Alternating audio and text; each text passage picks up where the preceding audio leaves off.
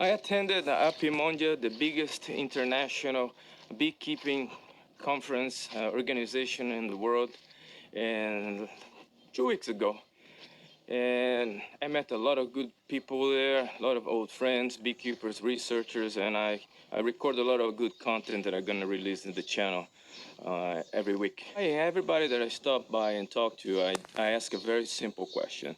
What are you doing to help the bees? And here's some of the answers. Okay. What I'm doing right now, I'm focusing on two things, is selective breeding for mite resistance and making it easy for the large commercial queen producers to actually engage in a strong, scientifically valid selective breeding program. And what I'm developing is a very rapid mite assessment method for using alcohol washes that is economically viable. It takes very little time, very little cost to do that. And then I'm demonstrating proof of concept in my own operation, engaging about 1,500 colonies in this selective breeding program.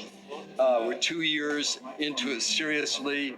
It's starting to look like maybe it's getting a little traction anyway. All right. So that's number one. No claims yet? Right. And until then, we need to control varroa. And the problem is there is no good midsummer treatment when you have honey on the hive that's legally available for use for varroa control. What will fill that void is extended release oxalic acid with glycerin. So I'm working on trying to get that registered for use by the EPA, working with the USDA to do that. Just finished collecting fresh data on that. That's very promising. So that will allow that transition of using, getting away from the contaminating our combs with synthetic miticides while we transition to going with all mite-resistant bees. What I'm seeing here is a few, Peter Rosenkrantz just did one presentation, some pretty good assessments of the reality of stop blaming pesticides for all bee problems. We need to work with agriculture and work within the agriculture community.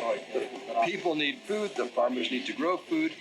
They're going to need to use some amount of pesticides. We're not going to shift to 100% organic right away. And even in organic agriculture, you have to use some sort of pesticides. So work together. If we can, beekeepers can find a fit for us to work in the agriculture community. So it's going to make movement from both ways. The agricultural community is going to have to start using more mixed plantings, mixed cropping systems, integrated pest management, and the public's going to have to realize you can't just say no to everything. You can't be anti-everything. You got to start being pro-something. So instead of being anti-neonics, anti-GMOs, anti-everything, saying, hey, let's look for sustainable, regenerative agriculture in which pollinators have a place.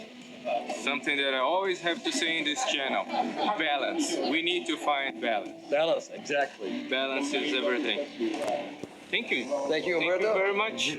And now, what you are doing to help the bees?